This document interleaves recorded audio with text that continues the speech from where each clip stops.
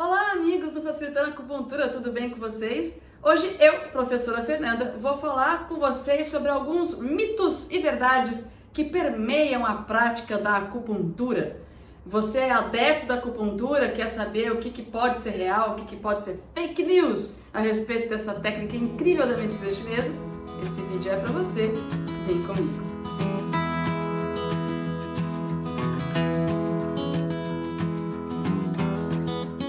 Olá pessoal, hoje esse vídeo está dedicado à acupuntura. A acupuntura é uma das técnicas da medicina chinesa que envolvem fitoterapia, alimentação terapêutica, auriculoterapia, ventosa, moxa, etc, tá?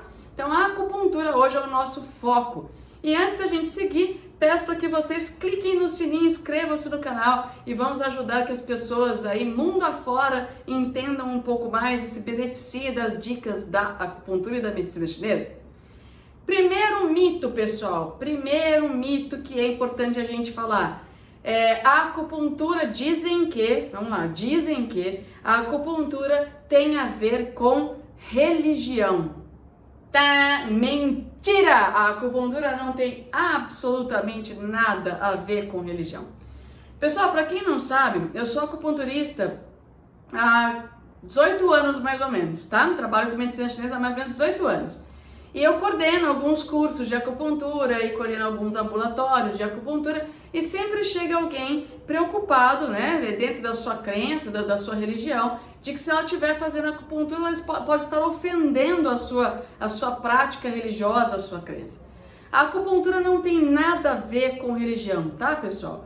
A acupuntura, a medicina chinesa, ela é baseada numa escola filosófica que a gente chama de taoísmo, né? Então o taoísmo, ele é uma filosofia de vida. E aí depois veio se desenvolvendo, com base nos conhecimentos do taoísmo, a medicina chinesa, que é uma prática médica. É uma prática diferente da medicina ocidental, mas ela é uma prática médica, com comprovações científicas médicas. Então não tem nada a ver com religião. Assim como você tomar um pantoprazol não ofende a sua prática religiosa, a acupuntura, colocar um E36, uma agulhinha na tua perna, também não ofenderá. Então fiquem tranquilos, são coisas totalmente diferentes. Então, passado esse mito, explicado esse mito, vamos ao segundo mito, né? Que as pessoas falam que você pode ter lesões irreversíveis, perfurações irreversíveis de órgão, lesões permanentes ou infecções por causa da prática de acupuntura. Isso também tá errado. A acupuntura não tem a capacidade de gerar nenhum tipo de lesão permanente no seu paciente. Nós usamos agulhas extremamente finas, tá, pessoal? Então a gente compara a agulha de acupuntura a um fio de cabelo. Só para vocês terem uma comparação, quando você pega uma injeção bem, você foi tomar uma medicação na farmácia, vão te dar uma injeção. Na ponta daquela seringa cabem, em média, 8 agulhas de acupuntura. Tá? Então, uma agulha que te dá uma injeção lá no teu braço, lá no seu bumbum, vão ser substituídas por 8 agulhas médias, né, de acupuntura.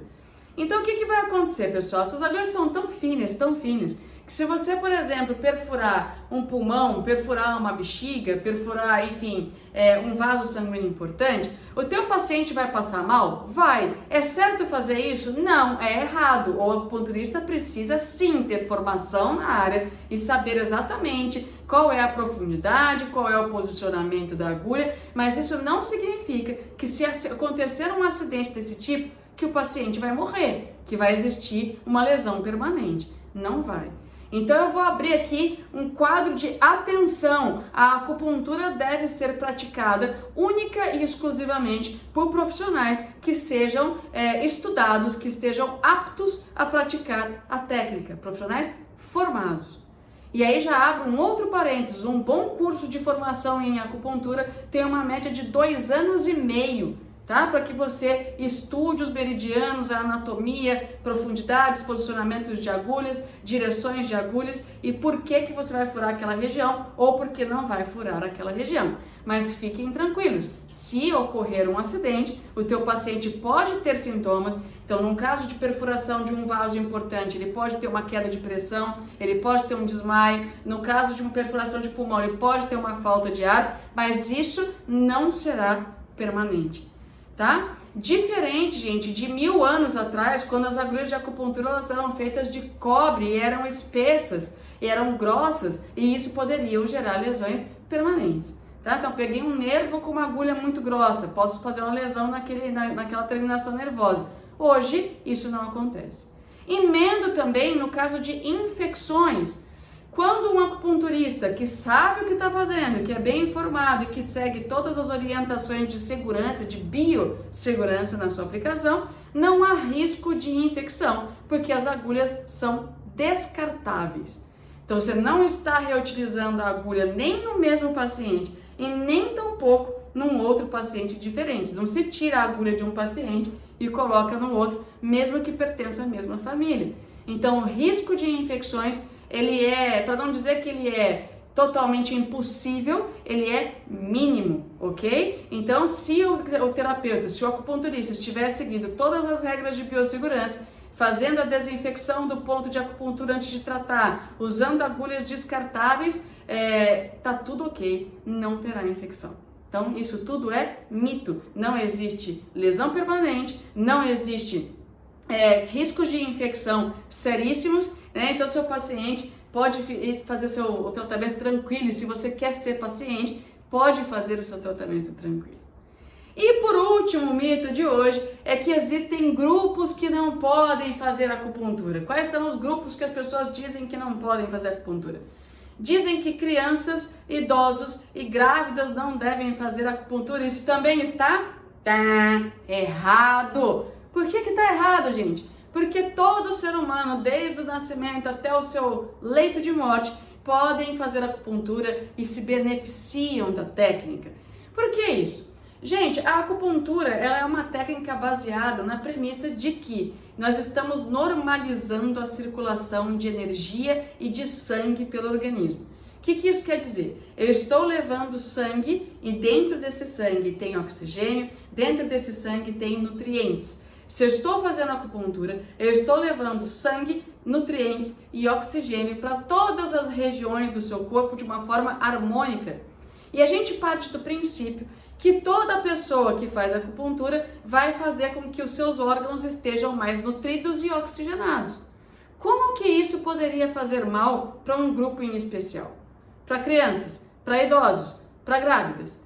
Todos os grupos podem fazer a acupuntura dentro daquilo que é diferente na avaliação. A fisiologia na criança, o funcionamento do corpo da criança é diferente do funcionamento do corpo de um adulto, que é diferente do funcionamento do corpo de um idoso e de uma grávida. Mas isso não significa que distribuir sangue para essa criança vai fazer mal. Então, algumas questões que crianças têm de muita repetição, como doenças respiratórias, doenças do sono, doenças digestivas, é muito comum porque a gente diz que criança é sempre indigesta e criança é sempre catarrenta, né? Criança sempre tem problema respiratório. A acupuntura alivia muito esses problemas, seja rinite, sinusite, diarreia de repetição, vômitos com frequência. A acupuntura é muito bom para a criança, para ajudar no amadurecimento do sistema digestório. Ah, legal, Fernanda. E nos idosos? O idoso já tem um desgaste fisiológico do corpo dele. O sangue dele já está produzido em menor quantidade. Os tecidos já estão mais desgastados. Os ossos estão mais desgastados. A digestão é mais lenta, né? O controle da urina é menos eficiente. Então, o que a acupuntura vai fazer? Vai fazer com que aquele sangue, aquela energia chegue nos órgãos que têm maior necessidade no idoso. Aqueles órgãos que estão começando a bugar, né? Estão começando a pifar o funcionamento daquele órgão. A acupuntura vai fazer com que esses órgãos tenham uma vida mais longa e mais saudável, uma distribuição de energia e sangue melhor, para que dure mais tempo. E nas grávidas? Gente, grávida precisa de acupuntura, né? A grávida está gestando uma nova vida dentro dela, existe ali uma sobrecarga nos sistemas dela. Então existe ali enjoo, existe ali uma alteração do intestino, existem dores no corpo porque você está dilatando estruturas, o útero cresce, puxa a musculatura da lombar, dói a lombar, o retorno venoso fica difícil, essa gravidinha incha. né? Então, pezinho incha, perna incha. O que a acupuntura vai fazer? Vai harmonizar a circulação de sangue e de energia nessa gravidinha, fazendo com que a gente dê uma ênfase onde está com uma dificuldade de circulação. Então, desde que seja feito por um profissional habilitado, né? Desde que seja feito por uma pessoa que sabe o que está fazendo, porque na questão de criança e idoso, você não precisa nem pensar muito, eles são grupos indicados para fazer acupuntura. Na grávida, alguns pontos têm reação um pouquinho forte demais, e aí pode levar a contração uterina fora do momento de parir, e isso seria um risco, mas existem literaturas que mostram o que é arriscado e o que não é arriscado. Gente, ser arriscado não significa ser proibido, ok? Então a gente tem que pensar o seguinte: possui indicação, vão se beneficiar da técnica, desde que o profissional que atenda essa gestante seja habilitado, saiba o que está fazendo, e aí, gente, é só benefício.